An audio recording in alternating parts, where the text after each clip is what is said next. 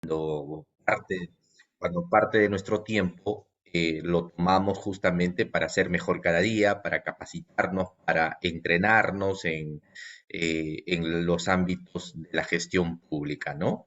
Y mis felicitaciones a cada uno de ustedes. Entiendo que después de una jornada, en algunos casos puede ser intensa, otros casos quizás más relajada, pero hemos hecho una pausa justamente para encontrarnos y aprender el día de hoy temas relacionados al Sistema Nacional de Control, a temas referidos a control gubernamental, a los informes de control, los servicios de control, en fin. Entonces, hoy día vamos a tener una jornada muy puntual. Va a tener como propósito que ustedes dominen las instituciones y las categorías más importantes del control gubernamental. ¿Ya? Entonces, les voy a mostrar nuestra presentación del día de hoy.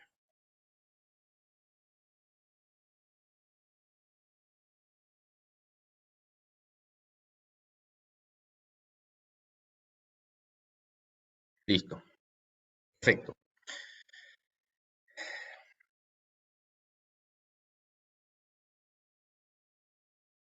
Bueno, entonces, Em, les decía que vamos a dividir en tres etapas esta sesión. Una primera que va a permitir de alguna manera identificar las categorías, los conceptos, las instituciones, tanto del Sistema Nacional de Control, lo que implica los servicios de control, los efectos de los informes de control. ¿Ya? Eso en un primer momento. Seguramente voy a explicar algunos temas no solo desde la perspectiva teórica, sino también práctica, pero sobre todo desde la profundización de los conceptos y los conocimientos que procuramos hacerlo por el grado de especialización que tenemos en esta materia. Por otro lado, y vamos a promover también un espacio de quizás de reflexión, vamos a ver algunos videos, va a haber alguna pequeña discusión en algunos temas que voy a lanzar de manera abierta en relación al control gubernamental. Vamos a cerrar con una evaluación, unas preguntas así muy puntuales donde todos vamos a tener la posibilidad de participar, ¿no? De tal manera que esta jornada que esperemos que culmine antes de las 11 o a las 11, ¿no? Dependiendo de cómo vamos también eh, recogiendo la información, pueda ser sustantiva, útil, ¿no? O sea, el propósito también está en que todos los temas que voy a abordar pueda ser relacionado fácilmente con sus saberes previos, con sus conocimientos y sus conceptos propios de gestión pública. Entiendo que muchos de ustedes tienen mucha experiencia en el ámbito de la gestión pública, en el ámbito del derecho, en el ámbito de la administración y casi seguro que estos conceptos sí lo han identificado, pero mi propósito es darle mayores argumentos y mayores fundamentos. ¿Ok? Entonces, empezamos el desarrollo de nuestra clase. ¿Ya? A ver, siempre me gustaría empezar respondiendo estas preguntas porque van a contextualizar todo el trabajo, todo el desarrollo de la sesión, ¿no? Puntualmente me refiero al asunto de cuáles son los modelos de administración pública, qué cosa es la función pública y quiénes son los funcionarios públicos para el Sistema Nacional de Control. Estas tres preguntas merecerían, estoy seguro, muchísimas horas de discusión, muchísimas horas de desarrollo, porque explicar cada uno de de estos temas nos lleva a que podamos desarrollar y profundizar no solo desde el punto de vista normativo, sino también desde el punto de vista práctico. ¿Ah? A ver, respecto a la primera pregunta, ¿no? Respecto a la primera pregunta de cuáles son los modelos de administración pública, ¿ya? Estas las voy a vincular directamente con el tema del control en la administración pública, ¿ya? Eh, a ver, frente a esta pregunta que se formula de cuáles son, ¿no?, los modelos, acá voy a estar atento, ¿no?, de cuáles son los modelos de la administración pública, esta parte de aquí la vamos a relacionar directamente con el control de la administración pública. La pregunta referida a qué es la función pública, esta está más vinculada a un aspecto formal, a un aspecto legal. También vamos a mencionarla. En relación a los funcionarios para el Sistema Nacional de Control, cuando trate el tema de la autonomía de responsabilidades o las responsabilidades que se identifican como consecuencia de un informe de control, será oportuno poder desarrollarlo. ¿Ah? Entonces, quería justamente motivar el desarrollo de la clase y por ende estimular el aprendizaje con estas tres preguntas. Modelos de administración pública, lo que significa la función pública, la naturaleza jurídica del funcionario público dentro del Sistema Nacional de Control. Veamos entonces ahora en qué consiste el siguiente punto. ¿Ya? A ver, cuando nos referimos, ¿no?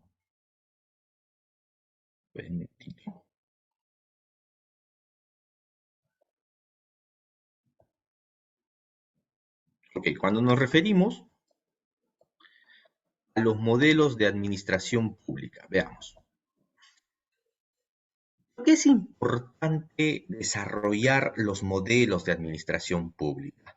Porque en estricto es el desarrollo dogmático, de alguna manera, y de otra, un desarrollo teórico de la manera de cómo se organiza la administración pública, no solo en nuestro país, sino también en otras experiencias, ya sea iberoamericanas, europeas o hasta anglosajonas. En general, aquellos que estudiamos gestión pública o que tenemos un grado de profesionalización desde el punto de vista del ejercicio práctico y también desde el punto de vista teórico, nos obliga a que podamos tener claro los modelos de administración pública porque sobre estas se construyen las políticas públicas, sobre estas se construyen las políticas de modernización de la gestión pública, sobre estas se identifica también el control en la administración pública, sobre estas también podríamos señalar que se gestiona la administración pública.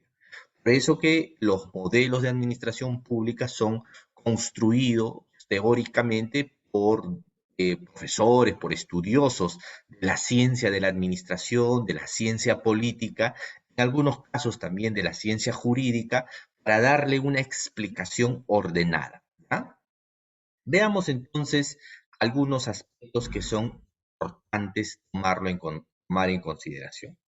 Primero, en torno a lo que significa el modelo de tipo burocrático. Este es un modelo formal, es un modelo rígido, es un modelo inspirado en estricto por Max Weber, un sociólogo alemán, que construye los lineamientos de lo que significa una administración pública sujeta a la ley, una administración pública vertical, pero sobre todo una administración pública inspirada en una gestión por procesos, ¿no? Por ejemplo, Max Weber entiende que la organización de la administración pública debe someterse al principio de legalidad y jerarquía. El principio de legalidad implica puntualmente que en el ámbito del ejercicio de la función pública solo se puede hacer todo lo que, solo puedes hacer lo que esté previsto expresamente en la ley o en las disposiciones administrativas. ¿Ok? Es más, este artículo está reconocido como tal en el artículo primero de la Ley del Procedimiento Administrativo General, ¿no? El principio de legalidad es el primer principio que inspira la estructura mismo del procedimiento administrativo. En esta dice que todos los funcionarios y servidores públicos están obligados a aplicar lo que establece la Constitución, la ley y las disposiciones administrativas. Por lo tanto, no existe la habilitación de una libertad positiva. para el funcionario o servidor público. A diferencia del ciudadano, que sí puede alegar que todo lo que no está previsto está permitido, o lo que no está prohibido es permitido, para el funcionario público no procede la libertad de tipo positiva, sino que se aplica una libertad de tipo negativa, que solo debe hacer todo aquello que esté previsto o esté regulado expresamente en la ley. ¿Ok? En algunos casos siempre pongo el ejemplo de aquellos funcionarios que con el ánimo de defenderse alegaban una libertad positiva, pero que finalmente también los tribunales, tanto administrativos como judiciales, se pronunciaron bajo la lógica esta de la libertad negativa, ¿no? Resulta que en un gobierno regional, la situación de las remuneraciones de sus altos funcionarios pues, no eran las más competitivas, ¿ya? Entonces, en esa región, los sueldos de de los altos funcionarios, de los directivos, ascendían entre 2.500 a 4.500. Entonces, en una oportunidad, el gerente regional conversa con el gobernador y le dice, mire, gobernador, la remuneración que perciben los directivos públicos es la más irrisoria. Si se continúa con esta política remunerativa, va a haber desincentivos, nadie va a querer trabajar y además puede haber más corrupción porque como ganan poco, entonces van a ver de otra manera para poder mejorar su condición económica, ¿no? Entonces, le propongo, gobernador, le dice el gerente, que utilicemos los recursos del canon petrolero para mejorar las remuneraciones. Pero el gobernador le responde y le dice si eso estaba permitido y si eso era legal. El gerente general le responde señalando que si es que ésta se llegara a reconocer a través de una ordenanza regional que tiene rango de ley, sí estaría permitido.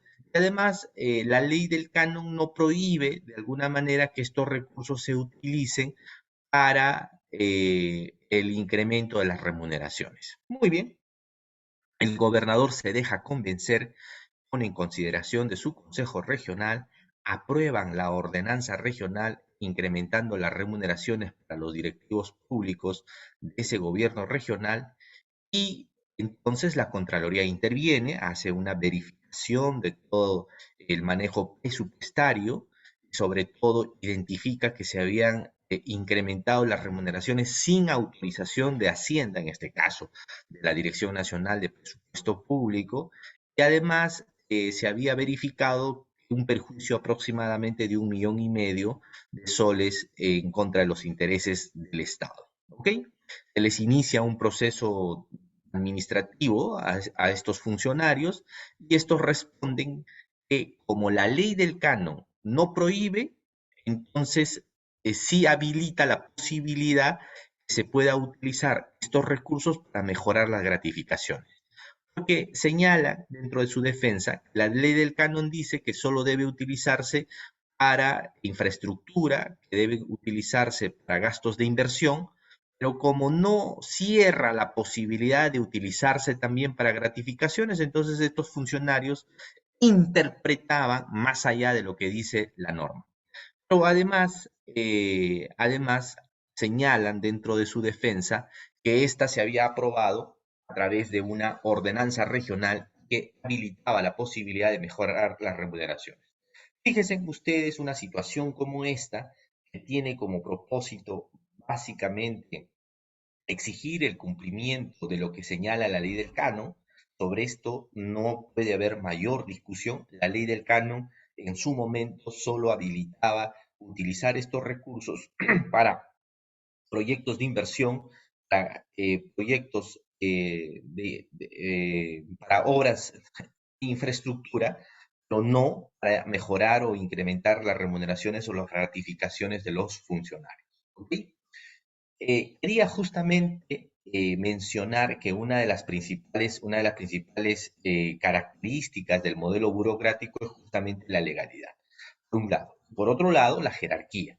Por eso es que la mayoría de las administraciones públicas son jerarquizadas, son en algunos casos exacerbadamente jerarquizado, ¿no?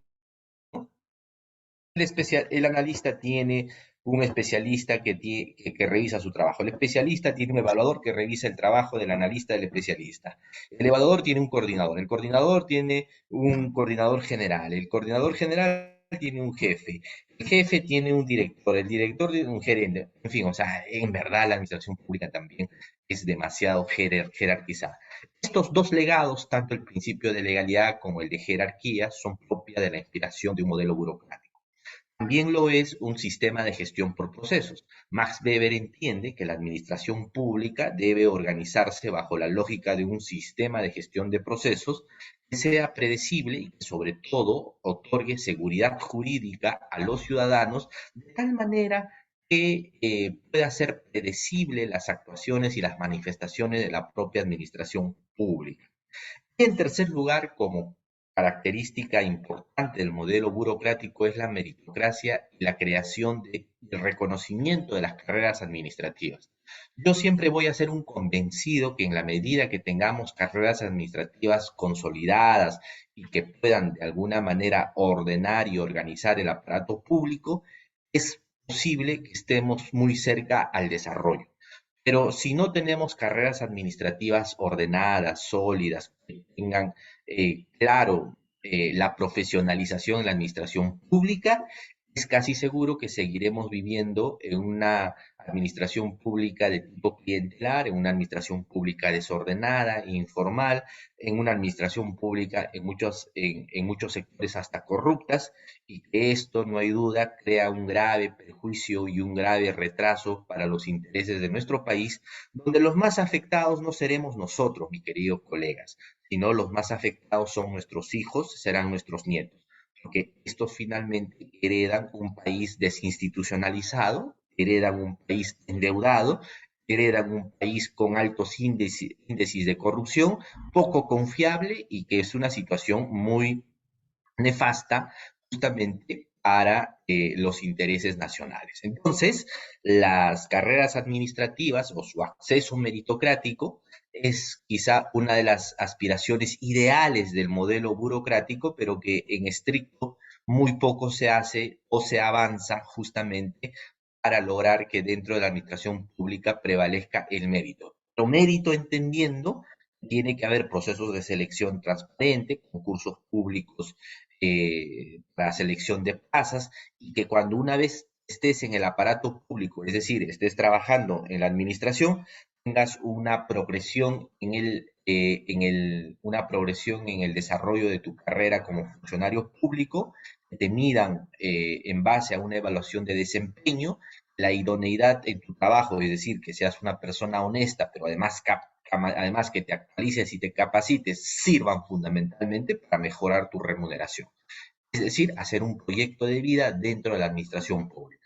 Entonces, esta aspiración del modelo burocrático de tener carreras administrativas actualmente solo son buenas intenciones expresadas en algunas normas, en algunas iniciativas, pero no es un compromiso de país y no es parte además de un acuerdo nacional que pueda definirse como una prioridad justamente para salir del atraso, para lograr que nuestras instituciones sean fuertes y sólidas.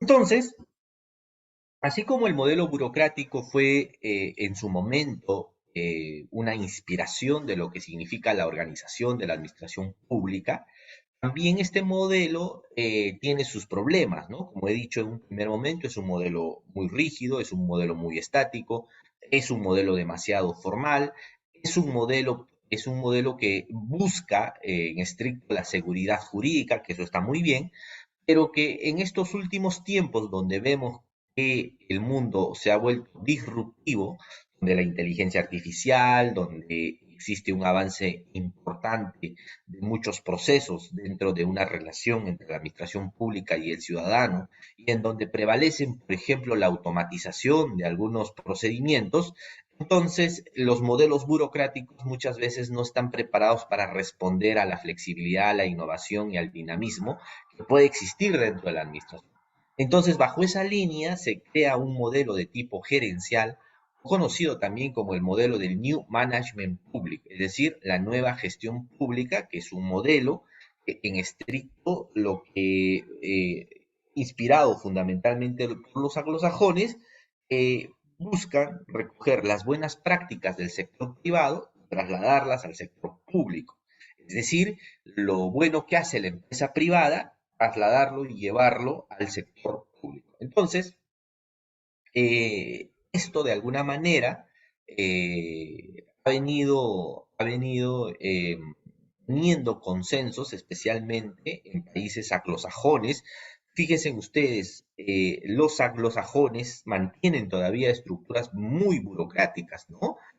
Me refiero a países como Estados Unidos, Inglaterra o el mismo Canadá, tienen cuerpos de alta dirección, tienen cuerpos de altos funcionarios, su acceso ha sido meritocrático, pero también van incorporando dentro de su estructura la flexibilidad desde el punto de vista de la innovación, como por ejemplo recoger las buenas prácticas del sector privado y trasladarlas al sector público, ¿no? Si bien es cierto, los fines son diferentes, mientras que el sector privado lo que busca es el lucro, en el sector público lo que se, lo que se propugna en estricto es la protección del interés general o interés colectivo, ¿ya?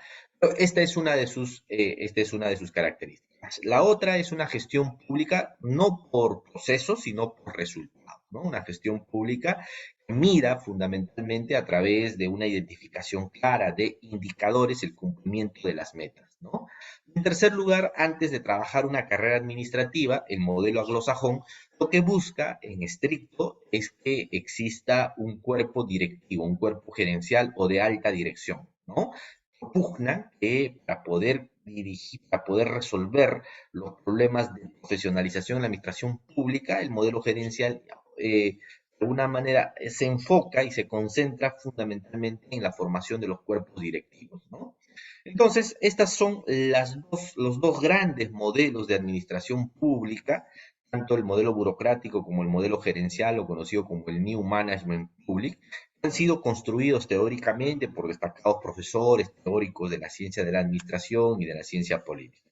Pero además del modelo burocrático y del modelo gerencial, vamos a encontrar un modelo denominado de tipo clientelar, ¿ya? Este es un modelo que en estricto es, como dice Francis Fukuyama en su último libro, Los orígenes del poder, ha existido, existe y existirá porque es la manera tradicional de cómo la administración pública sobrevive frente a una debilidad institucional en estricto, porque al no tener carreras administrativas y no tener definido un proyecto de país, los modelos clientelares son en estricto las formas más fáciles, más demagógicas también de organizarse, ¿no? O sea, ¿qué significa eso? Por ejemplo, en el tema de su acceso, por el solo hecho de ser parte de un partido político, de un movimiento político, de una organización política, tú trabajas en el aparato público, o si es que tú tienes un conocido dentro del aparato administrativo, municipal o regional, y eres un amigo o un conocido de algún regidor o del mismo alcalde, y entonces como consecuencia de esas relaciones, pues te incorporan a la administración pública sin concurso público de mérito, sin revisar en algunos casos hasta los perfiles, y bueno, luego ya sabemos que tienen problemas cuando aceptan funcionarios que no cumplen con los perfiles, que hoy se ha penalizado una situación como esta. Y entonces el amiguismo y el clientelismo son en principio los principales rasgos de este modelo, ¿no? Un modelo clientelar que no le importa una gestión por procesos, que no le importa una carrera administrativa, pero lo que sí importa es justamente mantener las buenas formas y las buenas relaciones para la sostenibilidad de la administración pública, ¿no? Una administración pública sin rumbo, una administración pública que actúa sobre el día a día. Ok. Entonces, estos son los dos, estos son los modelos que de alguna manera van a persistir y son las que de alguna forma hoy podemos identificar en cada una de nuestras administraciones públicas. Yo les pido, por ejemplo, que ustedes realicen un diagnóstico, ¿no? Que ahora puedan trabajar y analicen, ¿no? Si usted trabaja en un municipio, ya sea provincial o en un municipio distrital, entonces en esta analice ¿cuál es el modelo de administración pública que más prevalece o que más resalta, ¿no? O el que más predomina, ¿es el burocrático, será el gerencial, será el modelo de tipo clientelar? ¿O combina entre clientelar y burocrático? ¿Tiene algo de burocrático y algo de gerencial? ¿Tiene más de clientelar que más de gerencial? En fin, entonces eso usted tendrá que hacer un diagnóstico, ¿no? Normalmente cuando uno quiere hacer planes de mejora o cuando quiere presentar algunos proyectos que permitan de alguna forma que la administración pública dé un paso adelante en sus mejoras, entonces tienes que partir por un diagnóstico de la situación de los modelos que existe o que por lo menos prevalece dentro de tu organización administrativa. El modelo de la gobernanza es el modelo ideal, ¿no? Es el modelo, la misma Secretaría de Modernización del Estado, a través de sus lineamientos, señala, es el modelo de administración pública a acceder a esta, ¿no? Más participativa, transparente, que procure buscar la rendición de cuentas, una administración pública que recoge lo bueno del modelo burocrático como del modelo gerencial, en fin, ¿no? Es un modelo de la gobernanza también está mucho inspirado por la participación de los privados, especialmente las asociaciones públicas privadas son su principal bandera, ¿no? Entonces, es el modelo ideal. Yo siempre he dicho que no podemos llegar a un modelo ideal mientras no tengamos consolidado un modelo burocrático y no incorporemos lo bueno del modelo gerencial y prácticamente destruyamos o en su defecto no, no lo tomemos en consideración el modelo clientelar. ¿Ah? Esa sería entonces, ¿no? Esa sería entonces lo que he querido de alguna forma trasladarles, ¿ya? A ver,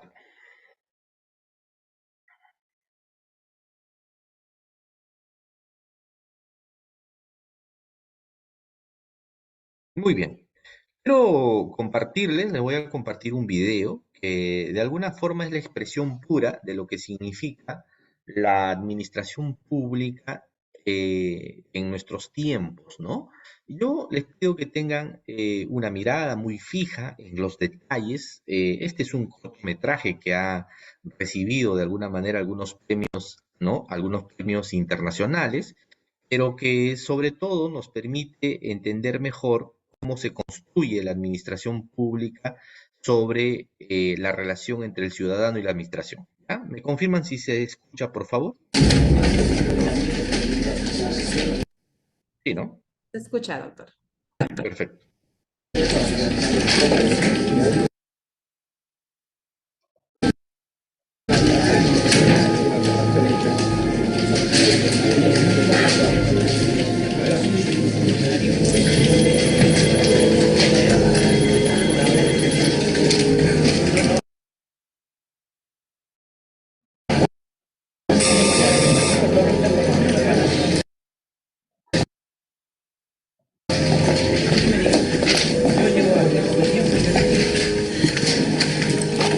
Espera un momento.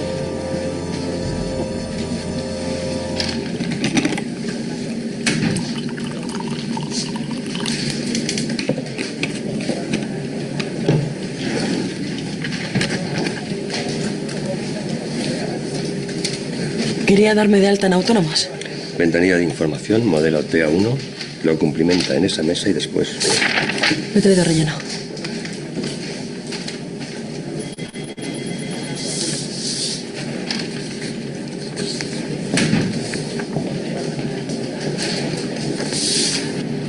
No ha rellenado esa casilla.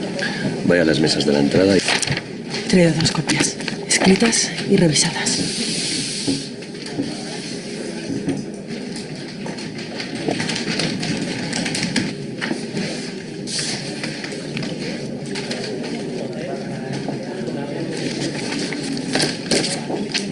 Le falta el impreso de Hacienda. Y la fotocopia.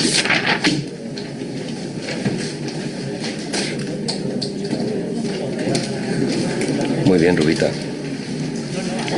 Tú lo has querido.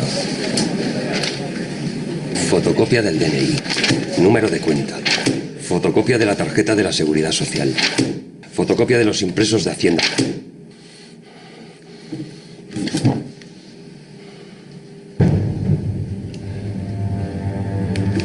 Doble fotocopia del modelo 036, numerado y grapado.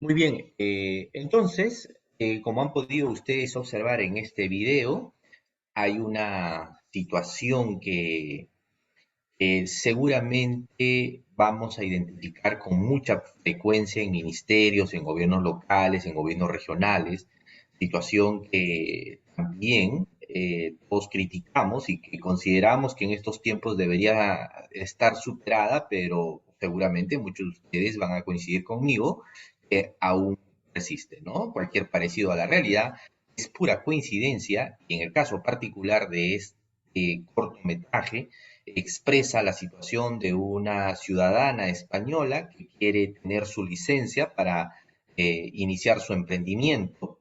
Va al ayuntamiento y este funcionario le pide muchos requisitos y finalmente concluye en una situación de victoria, pero que lamentablemente esto sucede mucho con los ciudadanos, ¿no? ¿Qué opinan? ¿Qué comentarios podemos tener sobre este video? A ver, ¿quién se anima a poder hacer un análisis de cuál es el modelo de administración pública que se representa en este video, de acuerdo a lo que hemos desarrollado y comentado? A ver, los escuchamos, atentos.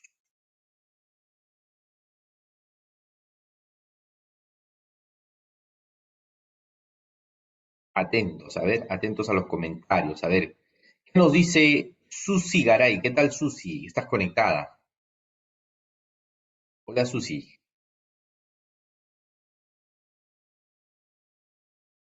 A ver, le vamos a pedir a Vilma Huerta. Qué gusto escucharte, Vilma. ¿De qué parte del Perú te conectas?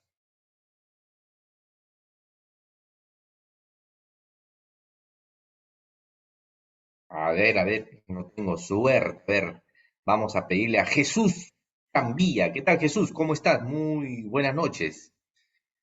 ¿Qué te ha parecido ese video?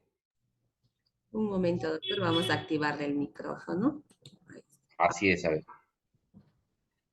Bueno, ya voy recibiendo algunos comentarios en la cajita de preguntas y respuestas. Ok, entonces continuamos. A ver, nos dice Suri Garay, ¿no? Suri.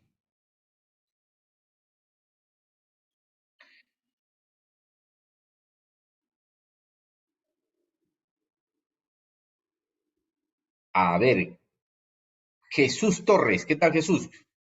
¿Cuál es el modelo de administración pública que se identifica en ese video?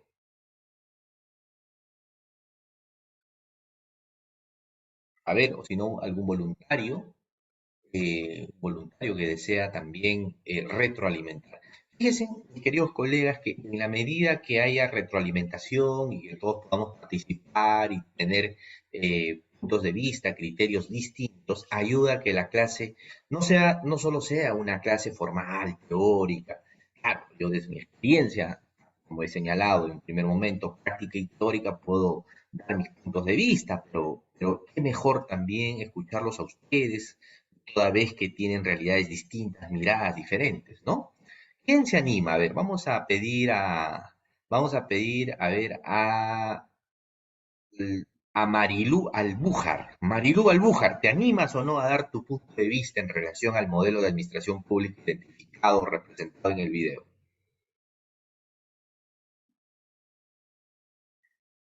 Marilú Albújar.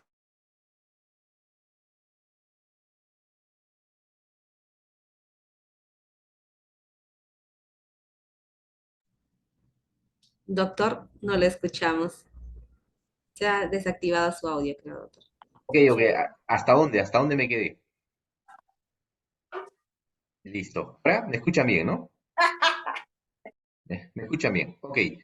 Bueno, decía que hoy día no tengo mucha suerte, pero bueno, seguramente en el transcurso de la clase vamos a seguir encontrando participaciones. Pero bueno, yo creo que tanto Hugo como Cintia nos dice, profesor, el modelo que representa el video es un modelo de tipo burocrático. Demasiados requisitos. Cintia, me parece interesante tus comentarios en el sentido que hay un exacerbado requisito para determinados trámites. ¿Tú consideras que esto también se presenta en algunas instituciones públicas? ¿Podrías comentarnos algunos casos prácticos? A ver, Hugo, adelante Hugo, te escuchamos. ¿Qué tal Hugo? Qué gusto conocerte. ¿Qué tal? ¿Cómo estás? Buenas noches. ¿Me escuchan? Sí, claro, te escucho. Claro que sí, Hugo. Bueno, en este caso pienso yo que es un modelo burocrático eh, que en este caso los gobiernos locales en una primera instancia deben de modificar o son muy reacios en modificar, por ejemplo, el TUPAC, ¿no? Ujú, Y de tal forma de que hay muchas barreras burocráticas, de tal forma de que más aún hay leyes que piden de que cambien el TUPAC o que condicionen a las nuevas leyes el TUPAC, pero sin embargo, las municipalidades o los gobiernos locales o regionales son reacios a eso, ¿no? Entonces, de tal forma de que en un extremo hacen que la gente llegue a interponer denuncias ante Indecopi o órganos que puedan intervenir, ¿no?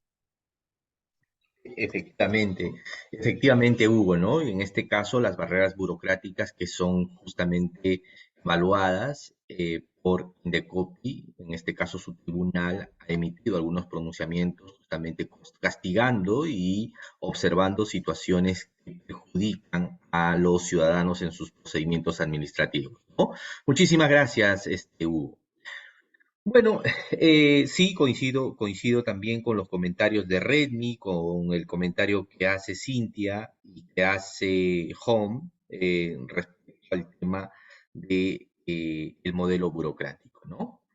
Bien, entonces, yo creo que ya con estos temas vamos a pasar ahora a ver, vamos a pasar. Listo. Entonces, Eh, luego de haber expuesto la parte de los modelos de administración pública y haberlos motivado para poder identificar sus principales características y con el video, ¿no? Definir la manera de la relación que existe entre el ciudadano y la administración, ahora sí creo que yo estoy con toda la motivación, y ustedes también estoy seguro, de conocer cómo toda la organización administrativa se vincula con el Sistema Nacional de Control, ¿no? ¿Qué rol cumple la Contraloría? ¿Qué rol cumple el órgano de control institucional? Cómo entender la labor del control dentro de toda esta esfera macro que inicialmente he desarrollado. ¿Ya?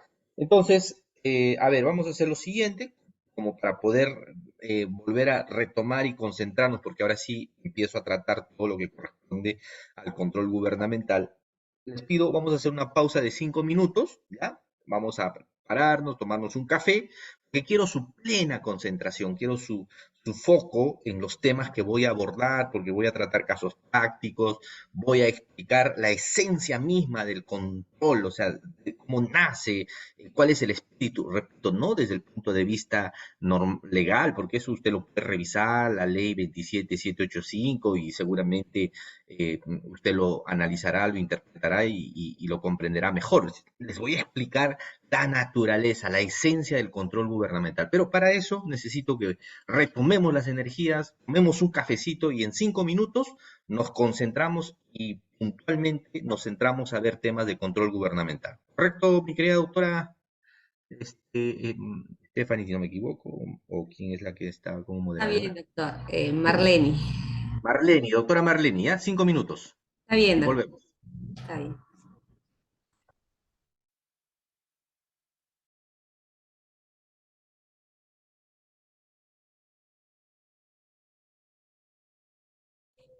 Bien, estimados participantes, como ha mencionado nuestro ponente, vamos a tomarnos 5 minutos de break para retomar con la sesión.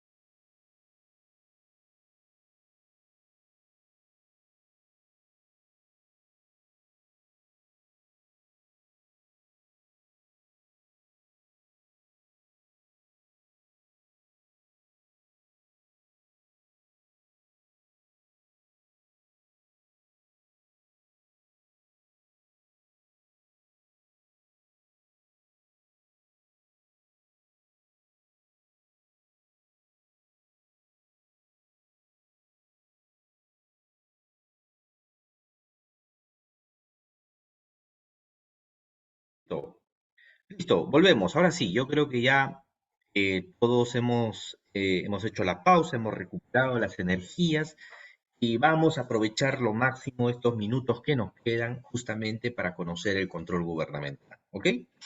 A ver, cuando uno quiere eh, conocer la naturaleza del control gubernamental, cuando uno quiere comprender en qué consiste el Sistema Nacional de Control, no es suficiente abordarla desde lo que dice la ley.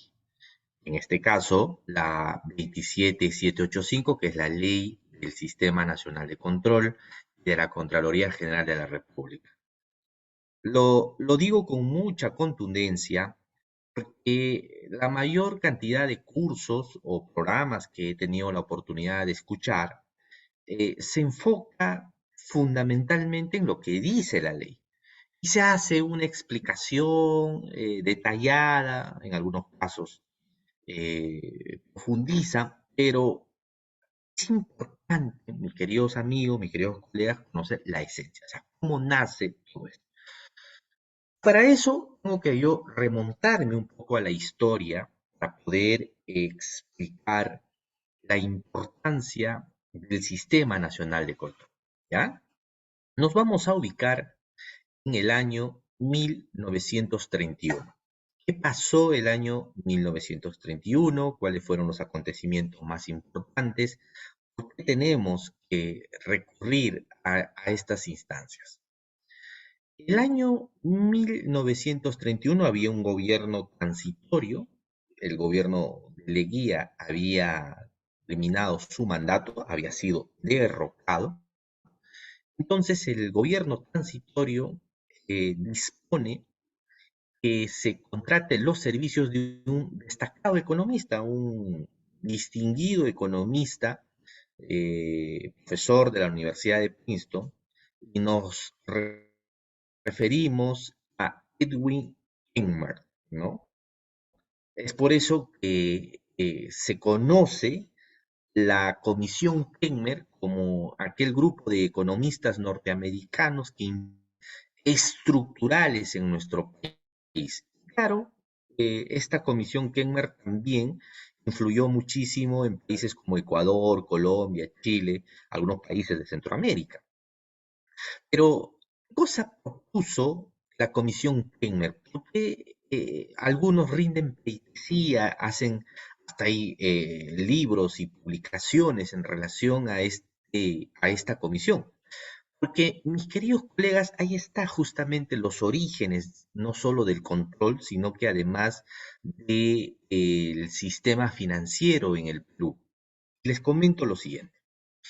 Entonces, antes del año 1931, nuestro país vivía una situación económica, pero también una situación institucional muy débil, una situación que de alguna forma estaba llevando al colapso a nuestro país, además por la influencia, la crisis internacional que se vivía en esa época, ¿no? Entonces, el país estaba muy endeudado, no había un manejo responsable de las finanzas y de la cuenta, y de la cuenta general del Estado. Se había incrementado significativamente en un 20% el funcionariado público, las remuneraciones también se habían incrementado, es decir, el gasto público había sobrepasado. Entonces, la situación era que era necesario hacer reformas inmediatas. Entonces la Comisión Kekmer, una vez realizada un análisis de la situación del país, con un excesivo gasto público, una burocracia poco profesionalizada, unas instituciones desarticuladas, entonces propone que se crea el Banco Central de Reserva, que sea el que finalmente señale o el que tenga dentro de sus competencias constitucionales el equilibrio de la moneda, el control del déficit fiscal y sobre todo que sea el principal articulador de la macroeconomía, ¿no? Y además se propone la Comisión Kekmer exista un ente que supervise la labor de los bancos, porque claro, también los bancos siempre cumplían una labor importante dentro de la economía peruana, y se crea la Superintendencia de Banca y Seguro, ¿ya? Así como también existía, así como se presentó un proyecto para la creación del BCR, una superintendencia que fiscalice, que tenga un rol importante en el sistema financiero, se fortaleció al Ministerio de Hacienda en esa época, justamente dándole toda la responsabilidad en los temas presupuestales, ¿no? Que sea el ministro de Economía el que proponga el presupuesto y que sea además, y sea además este ministerio el más importante de todos desde el punto de vista del control del gasto público. Pero como no era suficiente contar con un Banco Central de Reserva, un ente supervisor y un empoderamiento del Ministerio de Economía, entonces la Comisión Kenmer propone la creación de una Contraloría General de la República para justamente controlar la legalidad de la ejecución del presupuesto. Para que esta reforma estructural funcione, señalaba la Comisión Kenmer, era necesario que exista un ente contralor independiente del Poder Ejecutivo y del Poder Legislativo, pero que fundamentalmente tenga como propósito un control de la legalidad del presupuesto público, de tal forma que los gobiernos no cometan la irresponsabilidad de excederse en gasto público, de endeudarse sin un límite y sin consentimientos de instituciones formales, de esa manera mantener siempre el equilibrio económico para promover el desarrollo. Estoy hablando, mis queridos colegas, de inicios del siglo XX y el siglo 30, perdón, de la década 20 y 30 del siglo pasado, y entonces son estas instituciones que hasta el día de hoy existen y sobre todo cumplen un rol importante dentro de la constitución económica. Si ustedes revisan la constitución económica de nuestro país, vamos a identificar a estas instituciones, tanto al BCR como la SBS y la Contraloría, dentro de este régimen que de alguna forma tiene una lógica, mientras que uno lo que busca es el equilibrio financiero, el otro supervisa la labor de los bancos y un Ministerio de Economía, que es el que controla es el que programa, distribuye los gastos, y hay un ente que es la Contraloría la que tiene que revisar la legalidad de la ejecución del presupuesto. La rendición de cuentas que hace el gobierno siempre tiene que pasar por una revisión también de la misma Contraloría. Dicho eso, para que vean cómo ha iniciado la figura, cómo ha iniciado la importancia de la Contraloría, estaba más orientada a un tema de control de la ejecución del presupuesto. Esta ha tenido luego avances significativos. Nos vamos a remontar luego, como una segunda reforma o un segundo hito, en el año 1977. ¿Qué pasa en el Perú en el año 1977? En esa época estaba el general Morales Bermúdez como presidente, acababa de derrocar a Juan Velasco Alvarado, y entonces este presidente de facto, ¿no? Venía realizando contrarreformas que se daban en ese momento, y además para legitimar, ¿no? Para legitimar su gobierno ante la mirada internacional, o sea, se preocupa en organizar de manera muy detallada y sobre todo muy sistemáticamente la Asamblea Nacional de las Entidades de Fiscalización Superior, más conocida como la INTOSAI. Entonces, todos los contralores del mundo, todos, ¿no? Llegan al Perú en el año 1977, y en esta se lleva a cabo una asamblea, la novena Asamblea General de la INTOSAI, y se aprueba un documento que es fundamental para entender el control gubernamental y sobre todo la naturaleza de lo que hace la Contraloría. Nos referimos a la Declaración de Lima. La Declaración de Lima del año 1977, ¿no? Es un documento que, como lo vamos a ver ahora, tiene cosas interesantes que debemos debemos eh, recordar, ¿no? Por ejemplo, en este documento se establece una independencia respecto del ente supervisado. Esto es clave, ¿no? O sea, ya en este documento del año 1977 se definía de alguna manera que las contralorías deberían ser independientes respecto al gobierno. Claro, la esencia misma de la Contraloría, al ser organismos autónomos, es que se manejan funcional y administrativamente conforme a su ley, ¿no? Pero sobre todo la permanencia del titular, ¿no? O sea, los titulares de las Contralorías en el mundo normalmente sobrepasan el periodo de gobierno, ¿no? Por eso que el actual Contralor, su mandato es de 7 años. Lo mismo sucede, por ejemplo, en países como Canadá, Estados Unidos o Inglaterra, que sus auditores generales o los que hacen las veces de contralor, su mandato es por encima de los 10 años. En el caso brasileño, se organizan a través de tribunales de cuenta que cumplen roles de control fiscal. Sus cargos son vitalicios y así vamos a seguramente identificar casos de de otros países donde los mandatos de sus contralores sobrepasa el periodo de gobierno, ¿no? Entonces, esta es una de las características que se aprobó y que se viene ejecutando a nivel del mundo, ¿no? De las contralorías en el mundo. El otro aspecto es la autonomía en la determinación y desarrollo de las auditorías. Cuando algún alcalde o alguna autoridad señala de manera abierta que va a pedir a la Contraloría que hagan una auditoría, una revisión de las cuentas, un minutito, acá hay una independencia, o sea, tú no le puedes decir a la Contraloría que realice una u otra auditoría, no, no, para eso se planifica, se organiza, por eso hay un plan anual de control que está definido cuáles van a ser las acciones, los servicios de control que se van a aplicar durante el año, ¿no? Entonces, por eso que se define una autonomía en la determinación y el desarrollo de estas. Los informes de control, como segunda característica, deben ser, ¿no? Deben ser objetivos y claros.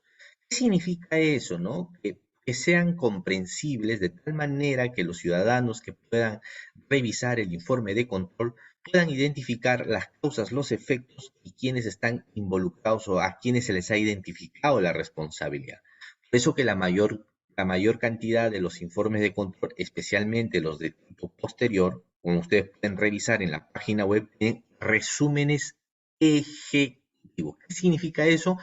Un resumen didáctico de las causas, el efecto del informe de control. Luego, en este documento, la Declaración de Lima de 1977, un documento importante para las Contralorías del mundo, se ha definido como una característica además el perfil especializado de su personal. Esta implica que sea multidisciplinario, ¿no? La intervención de la Contraloría debe estar sujeto al grado de especialización, debe estar enmarcado también a las diferentes profesiones que intervienen, ¿no? Desde ingenieros ambientales, ¿no? Ingenieros estructurales, ingenieros petroleros, en fin, dependiendo de la materia auditada, ¿no? Y además que no tengan un carácter partidario, ¿no? O sea, eso está prohibido, ¿no? Si uno quiere trabajar en el Sistema Nacional de Control, ya sea en Contraloría o en su defecto en los órganos de control institucional, pues no debe militar en ningún partido político. Ok, entonces, ahora sí, creo ya que con esa introducción podemos ingresar a analizar una imagen que deseo compartir, ¿no? Ustedes pueden observar en esta imagen a dos funcionarios de la Contraloría que están realizando una técnica de auditoría, que es la inspección, ¿no? Es la verificación. Se entiende que son profesionales que conocen sobre estructura y están haciendo una primera revisión o una inspección de la situación de un puente que, como ven ustedes, al parecer, por deficiencias en el expediente técnico, ¿no? Desmoronado, ¿no? Entonces hay que analizar si las estructuras estaban de acuerdo al expediente técnico, hay que verificar si es que las conformidades que se han dado ha cumplido con lo que establecida en el contrato. Tendrá que revisarse además todos los aspectos de prevención y demás detalles. Entonces, para eso justamente la comisión auditora utiliza un conjunto de técnicas. Esta es la labor. ¿Cuándo se interviene? Puede ser como consecuencia de una denuncia, puede intervenirse de oficio, en esta ocasión están interviniendo de oficio, tendrán que recurrir a toda la documentación que ha originado la construcción de este puente, desde el requerimiento del área usuaria, desde el expediente, desde los términos de referencia, desde el proceso de selección de los que han participado, desde ya la ejecución de la obra, los cuadernos de obra, verificar la liquidación, la conformidad que se ha dado, en fin, entonces todo esto implica un trabajo de auditoría. ¿Pero qué tipo de auditoría es esa? ¿Es una auditoría interna o es una auditoría externa la que hace la Contraloría? Estoy adelantando que es una auditoría de tipo externo. Pero como consecuencia de este informe de control, que va a ser un control posterior, porque el hecho ya se ha consumado, cuando el informe de control es posterior, es porque ya los sucesos se han producido, es decir, ya se ha consumado el delito. Entonces tendrá que identificarse una responsabilidad, ya sea de tipo penal, ya sea de tipo civil o una responsabilidad de tipo administrativo. ¿En qué casos hay una identificación de responsabilidades? Fundamentalmente en las auditorías de cumplimiento o las auditorías nominadas por hechos específicos, ¿ya? En esos dos tipos de auditoría solo se habilita a los órganos del Sistema Nacional de Control la identificación de responsabilidad, sea penal, civil o administrativa. Había como parte del temario una pregunta de qué era el Nacional de Control. Miren, yo no me voy a detener muchísimo sobre el particular, creo que toda la explicación la vamos a encontrar en la 27785, solo como para recordar, el Sistema Nacional de Control está conformado por la Contraloría como el ente rector, por el órgano de control institucional que depende de la Contraloría, existe en cada una de las instituciones del Estado, es decir, en los niveles locales, regionales y centrales, y además está conformada por las sociedades de auditoría externa. Por lo tanto, el Sistema Nacional de Control está Contraloría, órgano de control institucional, y las sociedades de auditoría externa.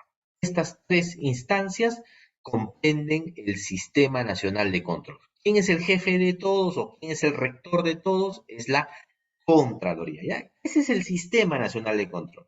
Entonces, dicho eso, existe una categoría que además está reconocida en la 2785, pero también está en la Ley del Procedimiento Administrativo General, es decir, en el tubo de la 2744. En esta se reconoce una categoría que se utiliza muchísimo, especialmente en el ámbito del control, que se denomina autonomía de responsabilidades. ¿Qué cosa es la autonomía de responsabilidades? ¿Cuáles son sus implicancias? ¿Cuáles son sus principales características? La autonomía de responsabilidades, al ser una categoría del derecho administrativo y que está reconocido como tal, obliga que las autoridades, tanto en el ámbito penal como en el ámbito administrativo, los fundamentos que tengan al momento de motivar sus decisiones deben ser totalmente diferentes. ¿Por qué? Porque existe la posibilidad de que se aplique la figura del non bis in idem, que es una situación que si no sabes utilizarlo, prácticamente puedes afectar derechos de los ciudadanos, ¿no? Por eso es que de alguna manera el Tribunal Constitucional, en una sentencia muy emblemática, en verdad, es una sentencia que yo recomendaría que la revisen y si es posible le den una mirada muy detallada, habla de habla del non bis in idem, su aplicación y su inaplicación, ¿ya? La sentencia es la 2050 del año 2002, repito, 2050 del año 2002. Es una sentencia, repito, muy interesante, ¿no?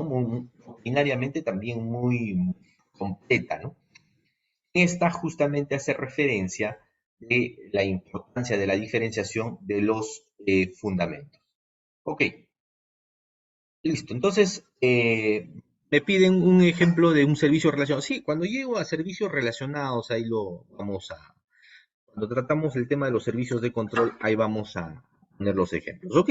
Entonces, vamos avanzando ya en el tema relacionado a la autonomía y responsabilidad. Por lo tanto, encontramos que independientemente de la responsabilidad penal, también hay una responsabilidad civil, una civil y una administrativa, una penal administrativa, pero también puede haber una responsabilidad de tipo penal, civil y administrativa o administrativa disciplinaria.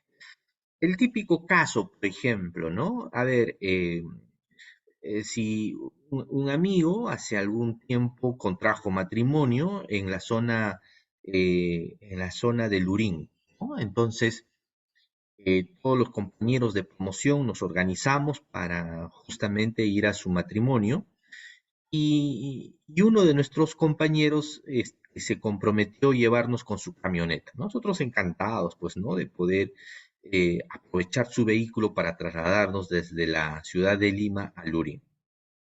Llegamos al lugar, efectivamente, nuestro amigo estaba muy contento, lo pasamos muy bien, había un grupo de música muy dinámico, ¿no? Bueno, pues como toda actividad social, aparte de acompañar a nuestro amigo en un día muy especial, para él, pues bueno, implica también que podamos tomar algunas bebidas. Resulta que nuestro amigo que nos había trasladado recibe una llamada de su jefe que le pide que viaje de emergencia a la ciudad de Piura, ¿no? Que se había presentado algunos problemas en su trabajo y tenía que resolverlo. Entonces ya le habían comprado el pasaje y tenía que viajar de madrugada. Su vuelo salía a las 4 de la mañana, eso implica que tenía que estar en el aeropuerto a eso de las 2 de la mañana. Nos comenta, nos dice que va a tener que retirarse, pero nosotros éramos conscientes que estaba mal, ¿no? Que estaba ebrio, en verdad. Le pedimos de que dejara su vehículo y que se fuera y que tomara un taxi aplicativo y que lo llevara a su casa, ¿no? Pero bueno, él es tarudo y además es una persona que no sabe escuchar y lamentablemente así sucede en la vida, ¿no? Cuando no sabemos escuchar, podemos tener resultados hasta fatales en algunos casos. No es en esta, pero lo que por imprudencias pueden en estricto poner en riesgo tu vida y la vida de los demás. Resulta que había un operativo justamente en la Panamericana Sur, donde intervenía el Ministerio Público y también intervenía la Fiscalía. Y entonces resulta de que intervienen a este colega, a este amigo, ¿no? ¿No? Lo intervienen con eh, ebrio, ¿no? Y lo llevan al dosaje etílico y efectivamente, pues, ¿no? Estaba por encima de lo permitido, ¿no? Entonces, lo que hacen es inhabilitarlo, ¿no? Para conducir, le imponen la multa que corresponde, pero también le abren un proceso penal, ¿no? ¿No? Un proceso penal por peligro común. Lo convocan para que a través del principio de oportunidad reconozca su pena y pague una indemnización. Entonces es él cuando me dice, Víctor, esto es injusto, me dice, tú que eres especialista en derecho administrativo, ¿es viable que me castiguen, que me sancionen en el ámbito administrativo y también en el ámbito penal? ¿Eso tú no crees que es una injusticia? No, le digo.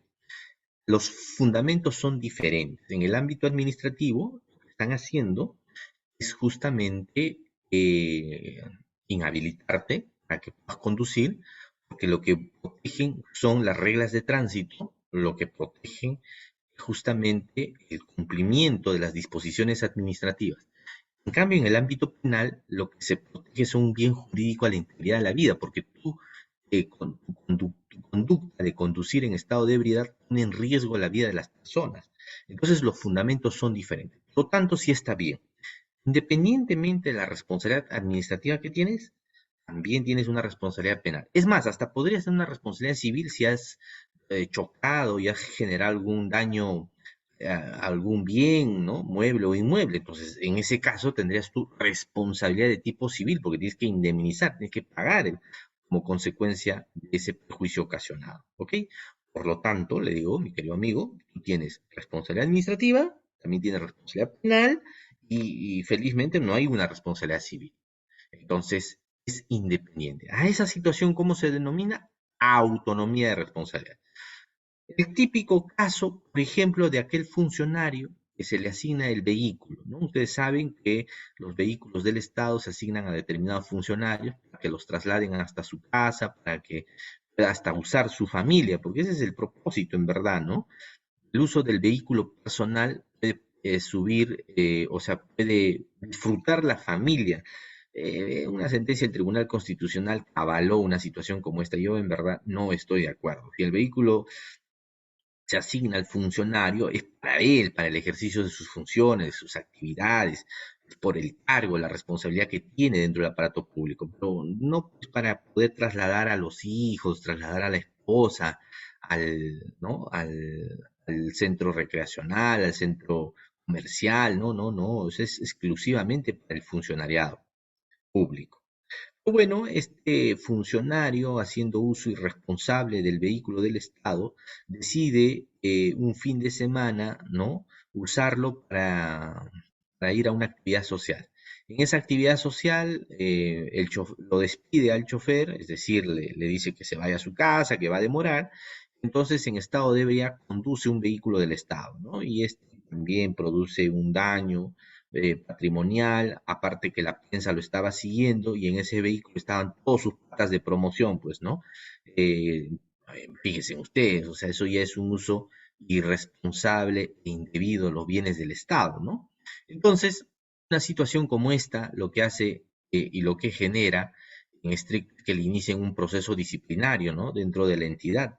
¿No? Será el ministerio quien le abra un proceso justamente por el uso indebido de los vehículos. Pero además hay un delito de peculado, ¿no? O sea, cómo puede estar utilizando un bien del Estado para fines diferentes, causando y poniendo en riesgo también la integridad y la vida de las personas y un daño, un perjuicio potencial que podría originarse. Entonces, una situación como esa también amerita una responsabilidad de tipo penal. Como pueden ver, en el ámbito de la función pública y sobre todo dentro de la identificación de la responsabilidad del control, puede darse una responsabilidad de tipo penal o una responsabilidad también de tipo civil o administrativa. Por lo tanto, cuando uno responde que es el Sistema Nacional de Control y el control interno, tendría que decir el Sistema Nacional de Control la conforma la Contraloría, el órgano de control institucional y además las sociedades de auditoría externa, siendo la Contraloría el ente rector. ¿Es el control interno? El control interno es el procedimiento, son los mecanismos que tienen las entidades para poder corregir los riesgos de corrupción, para sobre todo organizarse internamente para una adecuada actuación, ¿no? De sus funcionarios. El control interno depende no de la Contraloría, sino del mismo titular de la entidad. Aquel titular de la entidad que esté comprometido con disminuir los riesgos, que esté comprometido con la prevención de los actos de corrupción, que esté comprometido con tener todo ordenado y sistematizado sus procesos, es porque entiende la importancia del control interno. El control interno, yo debo considerarlo como la primera línea. Es la primera línea que tiene el aparato público justamente para identificar los actos de corrupción. ¿Ya? ¿Cuáles son los servicios de control en los que se pueden identificar la responsabilidad? A ver, ¿cuáles son esos servicios de control? Vamos a hacer entonces una pausa, por favor. Doctora Marleni, 5 minutos y continuamos para explicar ahora los servicios de control. Ok, doctor, está bien.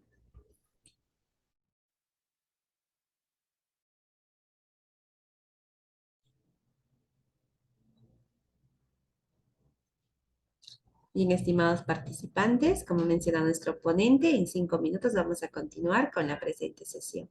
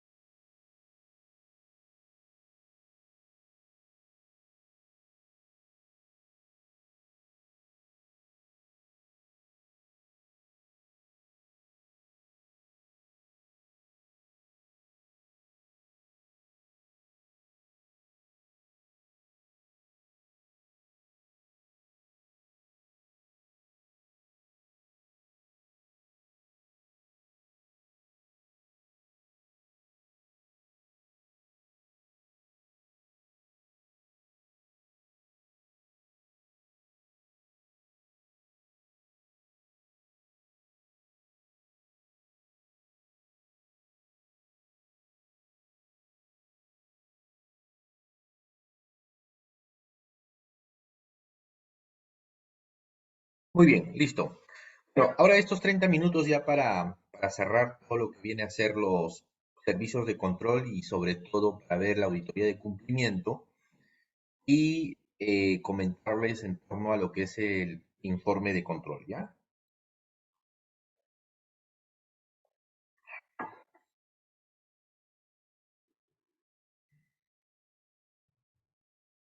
¿Qué leyes están relacionadas con la potestad sancionadora de la Contraloría? Ese es otro aspecto que seguramente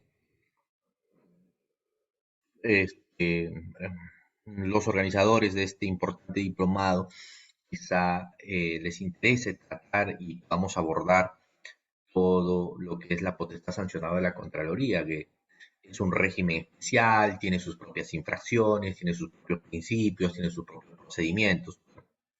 No voy a abordar ese tema el día de hoy, pero sí les invito a que también revisemos ese poder sancionador que tiene la Contraloría. Bueno, en estricto, las Contralorías en el mundo, su principal función está en la detección de los actos de corrupción, ¿no? En estos últimos tiempos, algunas Contralorías vienen incorporando nuevas potestades, como esta, la de imponer sanciones, ¿no? Como el típico caso peruano, donde sí la Contraloría cumple un rol justamente para imponer las sanciones. Ok, veamos. Una cosa son los tipos de control y otra son los modelos de fiscalización, ¿verdad? Cuando hacemos referencia al control en las administraciones públicas, yo trato de organizarlo de la siguiente manera, ¿no? Una cosa es el control de tipo político, otro es el control persuasivo, y otro muy distinto es el control gubernamental a que nos invita. Pero además yo podría incorporar en esta lo que es el control jurisdiccional, en verdad. Pero veamos a quién corresponde el control político, ¿no? Esto en estricto va siempre corresponder al Congreso de la República, o sea, la titularidad del control político, por su naturaleza misma, es potestad exclusiva del Congreso de la República y en su propio reglamento se establecen, en la Constitución y en su reglamento, se establecen estas acciones de control político, como la interpelación y la censura, la cuestión de confianza, especialmente cuando el primer ministro cuando se designa al primer ministro y tiene que renovar su gabinete, la vacancia presidencial, que es una de las instituciones que más dolor de cabeza nos ha traído y que además ha debilitado la institución y el Estado de Derecho, mejor que nadie ustedes saben todos los problemas que tenemos con esta figura de la vacancia presidencial, las investigaciones legislativas que también el Congreso, dentro de su potestad de investigación, conforman comisiones, claro está, respetando el debido proceso, ya en una sentencia, el caso Tineo Cabrera, les exige que deben ser muy cautelosos al momento de hacer las investigaciones de esta naturaleza. Bueno, ese es el control político que se da a nivel del Congreso de la República, pero además algo interesante que también debe alcanzarse este control es a los gobiernos locales y regionales a través de sus consejos municipales y sus consejos regionales, ¿no? Hoy con un nuevo modelo de fiscalización local y regional se le ha incorporado nuevas atribuciones y nuevas competencias a los consejeros y a los regidores, como por ejemplo designar a un secretario técnico, tienen la potestad de recibir un presupuesto para su labor de fiscalización, designan al responsable de la al responsable de integridad de la institución. Entonces, ahí yo veo un rol interesante que en estos últimos tiempos tienen los consejeros y los regidores, en verdad, ¿no? O sea, pero seamos sinceros, ¿conocen realmente la labor de su regidor, de su consejero? ¿Se nota su trabajo? Es en verdad muy poco, ¿no? O sea, no está muy bien articulado. O sea que a través de la ley de fortalecimiento de las competencias de los regidores y los consejeros, lo que se ha pretendido es darle más fuerza, pero pues no sé si ustedes evidencian que hay o no algún cambio. En fin, hay que darle un poquito más de tiempo. El otro control es el control que hace la Defensoría del Pueblo, ¿no? Un control de tipo persuasivo, es un control que además está reconocido en la Constitución, tiene una función de supervisar el trabajo de la administración pública, del funcionariado público, ¿no? Yo siempre recomiendo, cuando tú tienes una queja, ante la administración pública antes de que te vayas al OSI, porque normalmente se van al OSI para que presenten una denuncia sobre algún acto de corrupción, presenten también su denuncia ante la Defensoría del Pueblo. ¿Por qué? Porque la Constitución le habilita un control persuasivo, es decir, a través de la magistratura de la persuasión pueden realizar una supervisión a la labor de la administración pública, ¿no? Y el otro control es el control jurisdiccional que les comentaba y que esta además está reconocida en la misma Constitución, ¿no? Es un control que en estricto se reconoce al Poder Judicial a través de los procesos contenciosos administrativos, ¿no?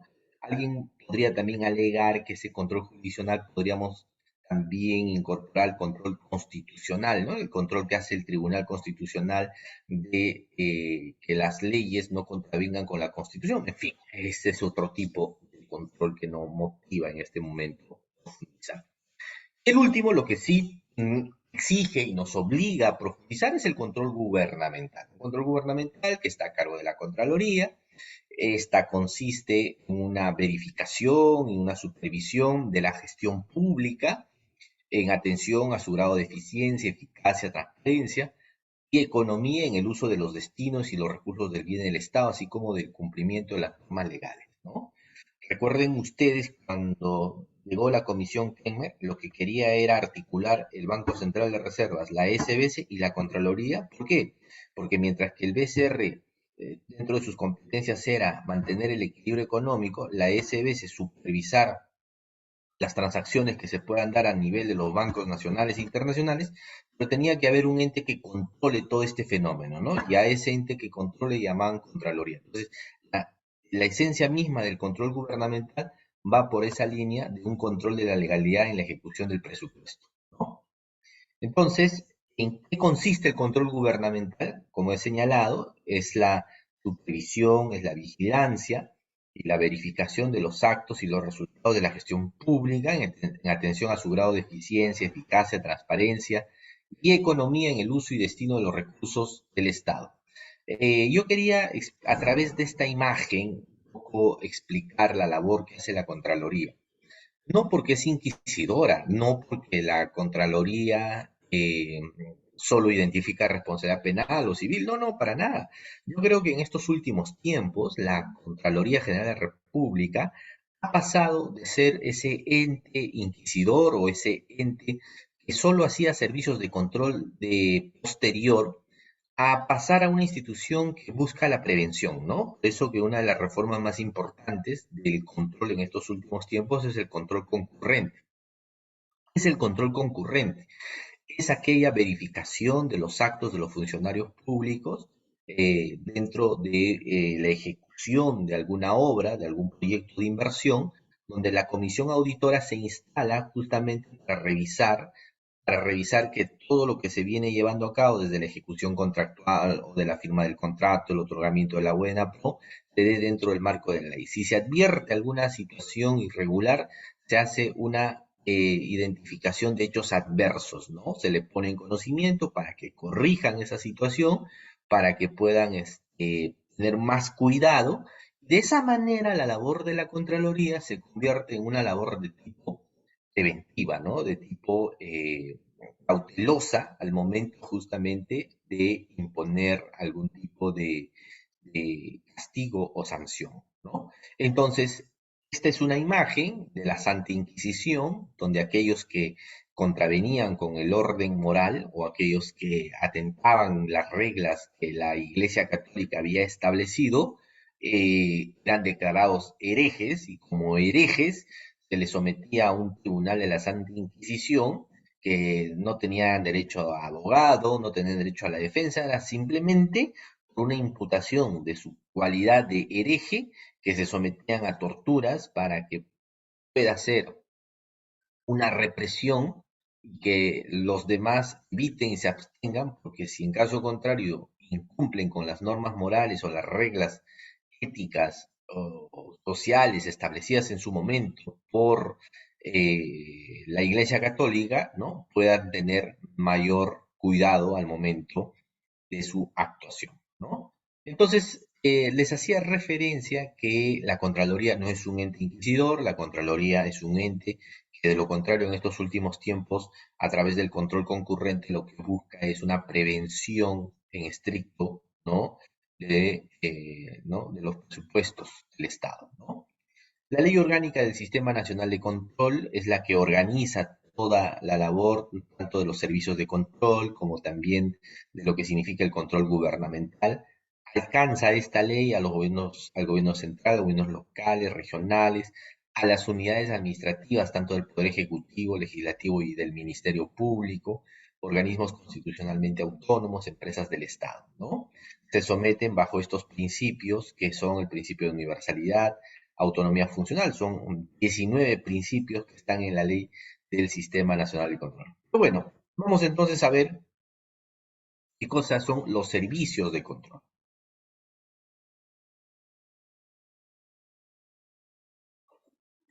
Veamos entonces.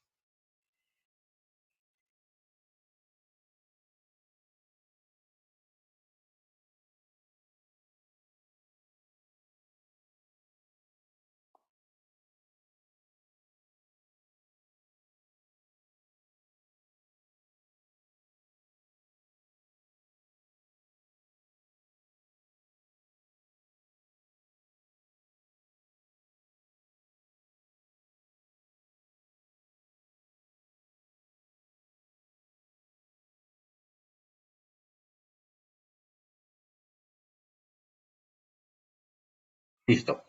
A ver, los servicios de control tendríamos que identificarla a través de a través de la siguiente eh, explicación, bueno, la redundancia, ¿no? A través de, de la siguiente manera de entenderla.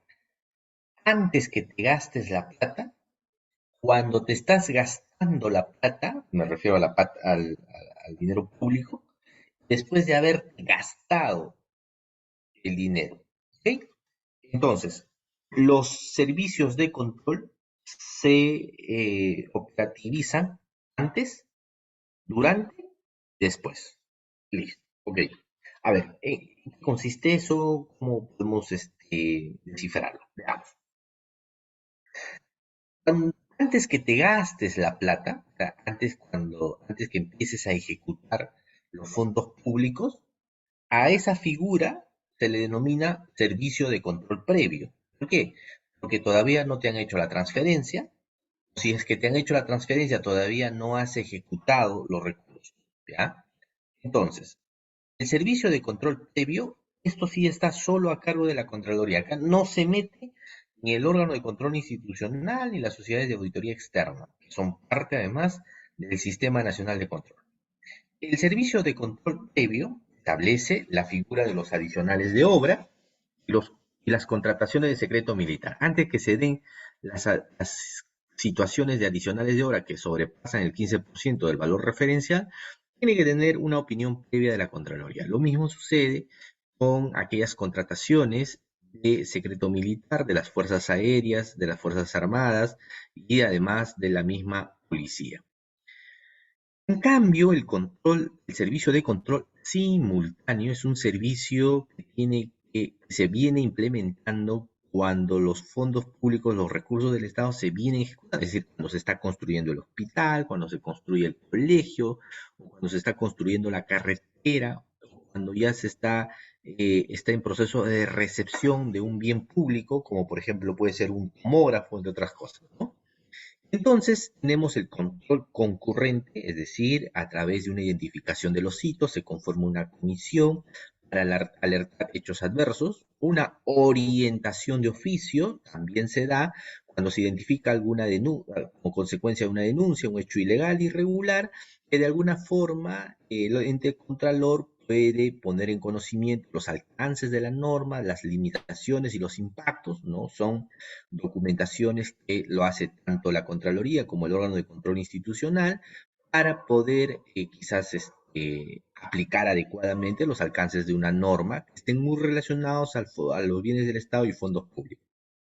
La visita de control, situaciones in situ que se presentan donde comisiones o profesionales del control acreditados hacen una verificación in situ de las situaciones, levantan actas, pueden entrevistar a funcionarios, pueden recoger información que sirva luego como insumo para lo que significa un servicio de control posterior.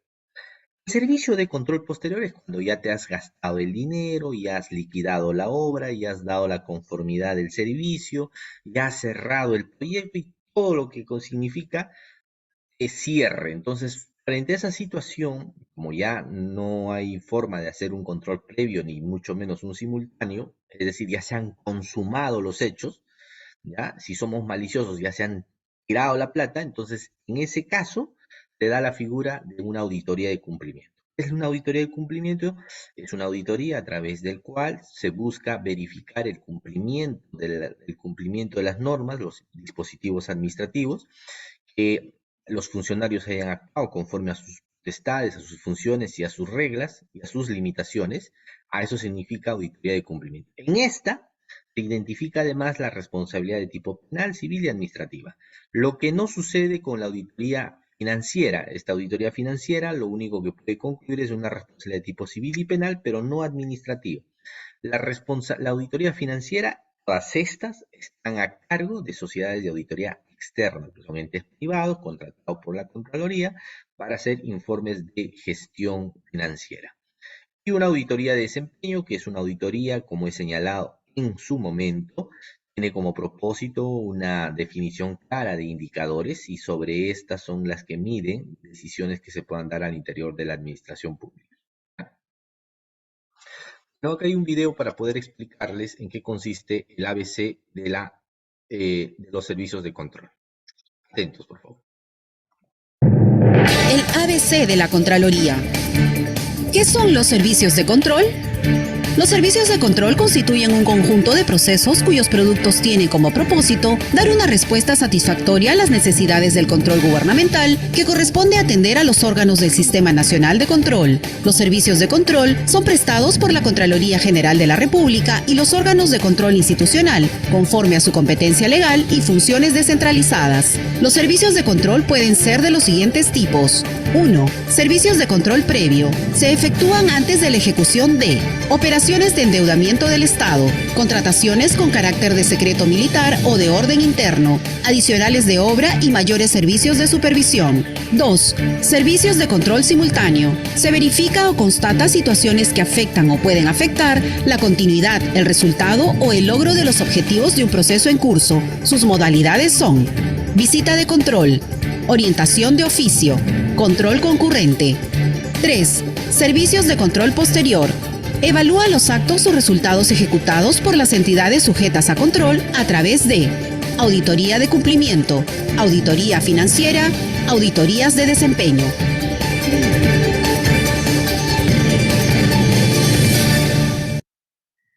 Perfecto.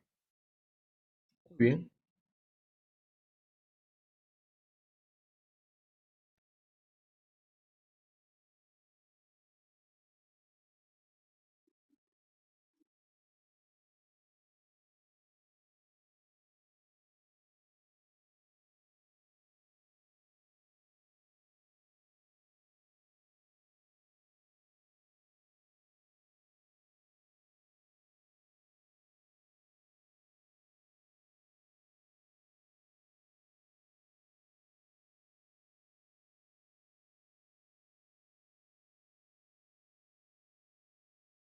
Listo, entonces, como he señalado, la auditoría de cumplimiento es un examen de tipo objetivo, profesional, que determina en qué medida las entidades sujetas al control han cumplido con la ley, ¿no? Pero la auditoría de cumplimiento busca fortalecer la gestión, la transparencia y la rendición de cuentas, porque no solo termina en una identificación de responsabilidad, ya sea penal, civil o administrativa, sino también hay recomendaciones de control interno, ¿no?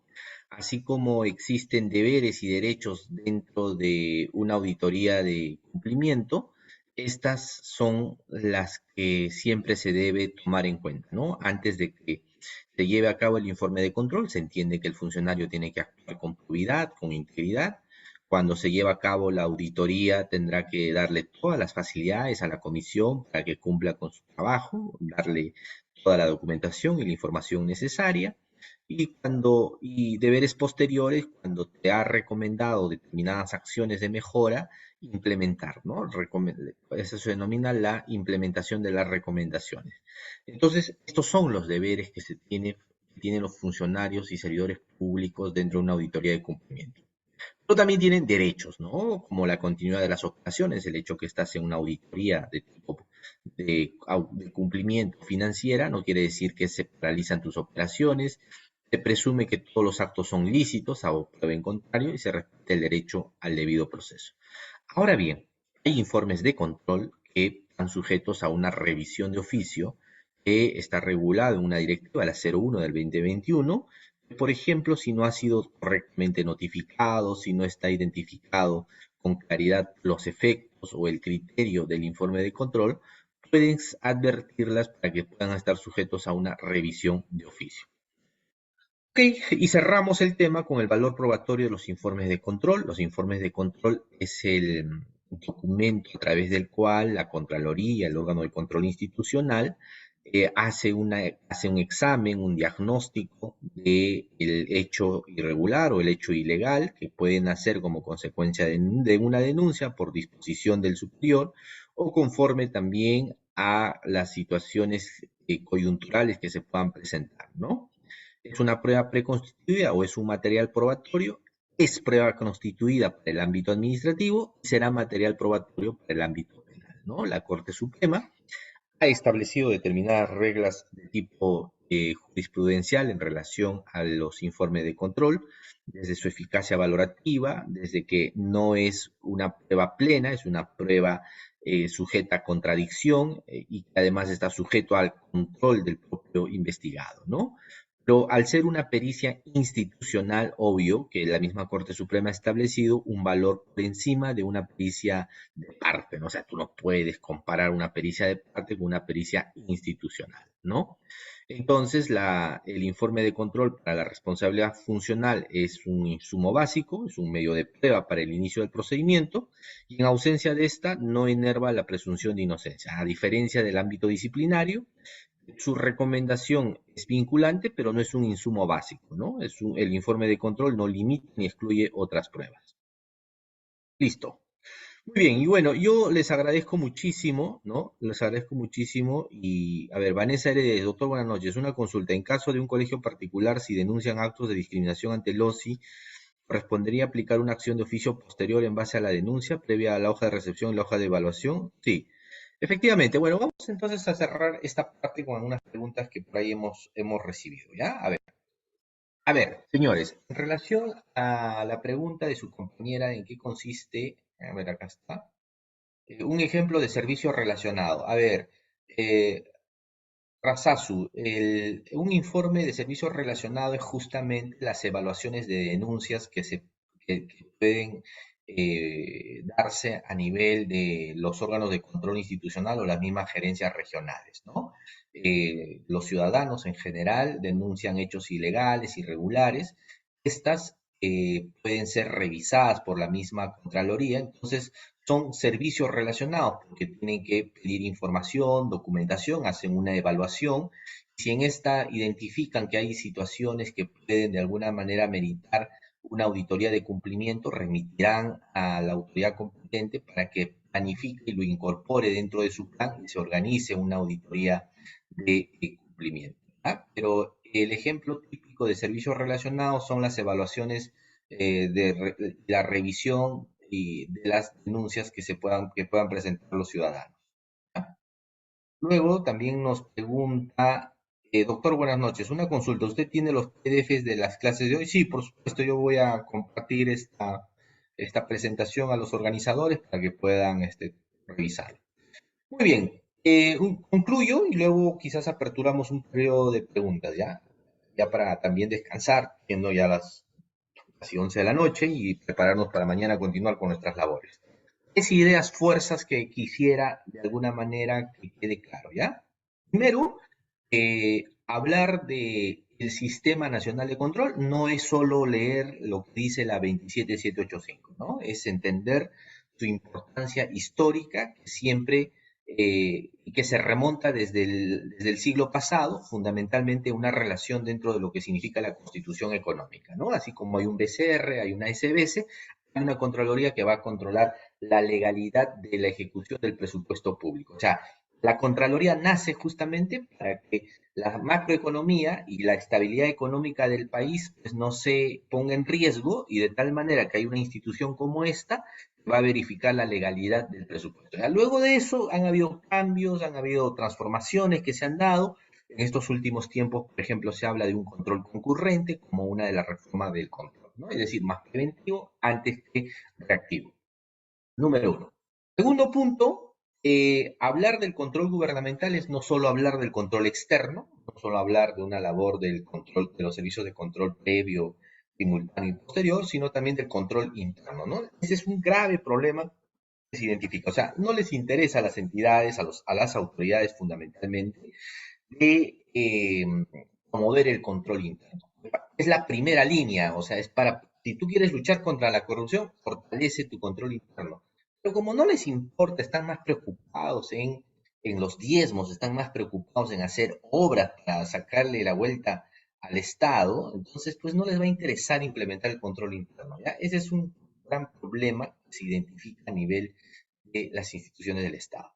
Y la última, en relación a los informes de control, simplemente señalar que al ser una pericia institucional, su valor está por encima de una pericia de parte, ¿ya? Tiene sus diferentes matices, ya sea en el ámbito de un procedimiento administrativo, disciplinario y penal, pero en estricto el informe de control es elaborado por un comité, es elaborado por una comisión disciplinaria, una multidisciplinaria que merece su atención y su seriedad. Bueno, yo les agradezco muchísimo y como siempre, encantadísimo de colaborar, más aún todavía un 1 de noviembre, un feriado y hasta altas horas de la noche que tengamos más de 35 conectados, pues es motivador. Espero que todos hayamos estado atentos y en caso contrario, como siempre, estaremos prestos a resolver las dudas. Bueno, Marlene, le agradezco muchísimo a usted y a todos los participantes. Muchas gracias, estimado doctor. Esperamos contar con su participación en los próximos eventos académicos que aún tenemos pendientes, doctor. Estaremos coordinando. Muchas gracias. Que Muchas tenga una gracias. bonita noche, doctor. Buenas noches. Buenas noches.